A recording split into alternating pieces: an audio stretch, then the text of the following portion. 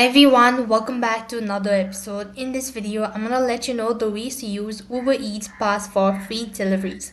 In order to use Uber Eats Pass for free deliveries, you just have to follow the steps. Now, first of all, you have to sign up for Eat Pass, which is now called Uber One. So you have to go to this link that is about.ubereats.com/how it works Uber Eat Pass.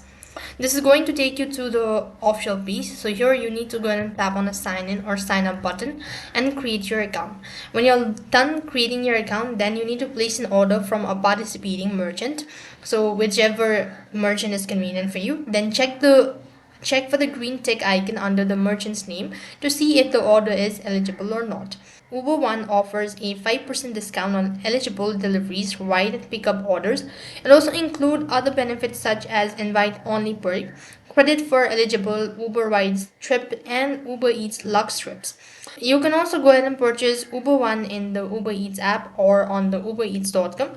Now, if you want to do this, you have to go ahead and tap on the profile icon. So tap the menu bar and go to your profile.